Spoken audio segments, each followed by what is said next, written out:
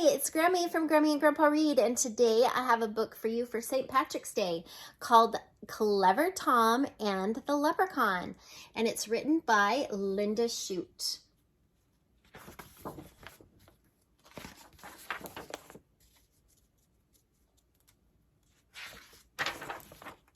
Clever Tom and the Leprechaun. One fine day on Lady Day in the harvest, Tom Fitzpatrick took a ramble down the lane. Clickety-clack, clickety-clack, he heard through the hedge, so Tom tiptoed closer to take a look. The clacking sound stopped when Tom peeped through the bushes, and in the shadow, what did he see?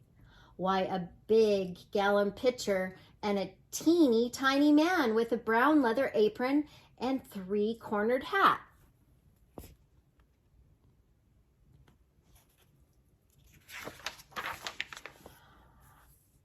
Up the small man climbed onto the wee wooden stool and dipped his little piggin into the crock. Then he settled down with his full mug beside him to hammer on the heel of a fairy-side shoe. By the powers, thought Tom, it's a leprechaun.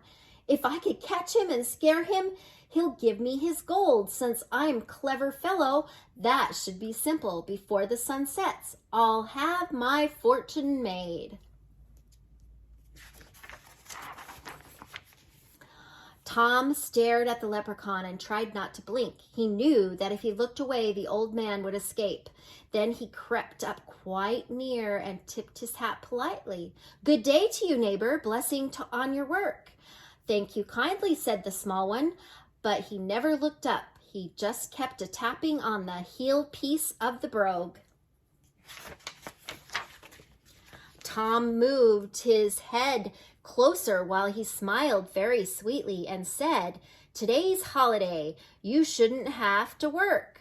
The leprechaun frowned and answered Tom sharply, "If I do, that's my business and none of your own. Instead of pestering me, young man, you ought to be watching your father's fields.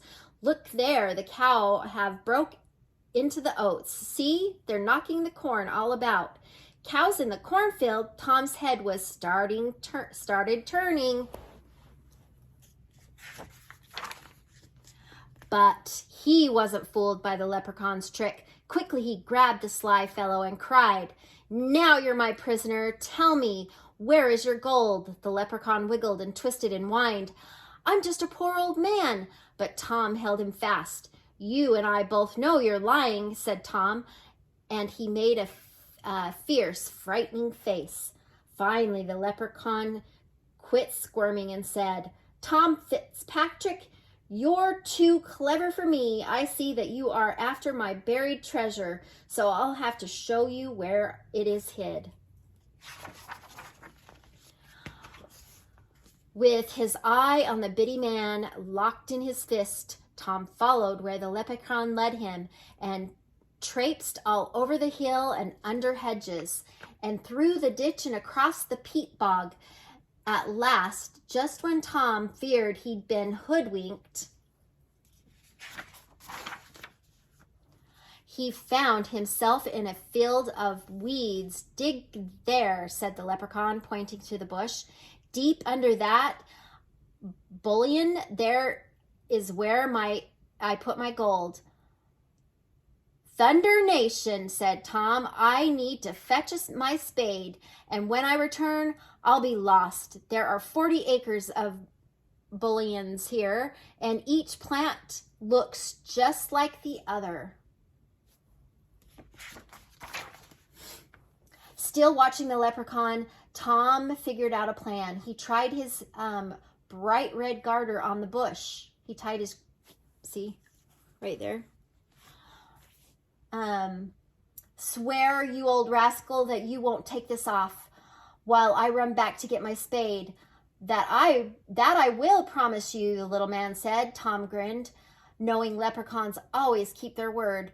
"Now, since I've shown you where my treasure is, I don't suppose you'll need me anymore." No, said Tom, my fortune's made, and you may go, and good luck go with you. Then goodbye, Tom Fitzpatrick, said the leprechaun. May you do much good with what you find.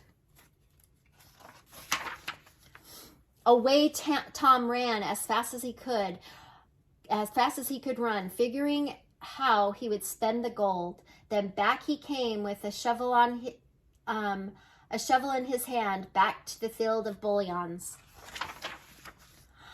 But when he got there, lo and behold, a garter just like his own was tied on each and every bush as far as he could see. See? Each one has a little ribbon. Uh-oh, he tricked him after all, huh? Tom dug under the bullion, then he thought where he thought he had tied his garter, but nothing was buried under that bush, so he dug another. He dug on the east, and he dug on the west, and still he found no treasure. The harvest moon rose, and he dug to the north, and he dug southward. When the sun came up, Tom saw that he had dug hundreds of holes, and tired Tom Fitzpatrick knew he couldn't find the gold, so he gave up and headed for home. From then on, Tom always carried his spade, and he never stopped listening for tapping in the field. Every chance he got, he'd tell how he nearly found the gold. And since I'm a clever fellow, Tom would end his tale, the next time I catch the leprechaun, I'll have my fortune made. The leprechaun's listening. Oh, that's it. So Tom didn't get his treasure because he let the leprechaun go. I hope that you like this book, and please subscribe to our channel and like the video.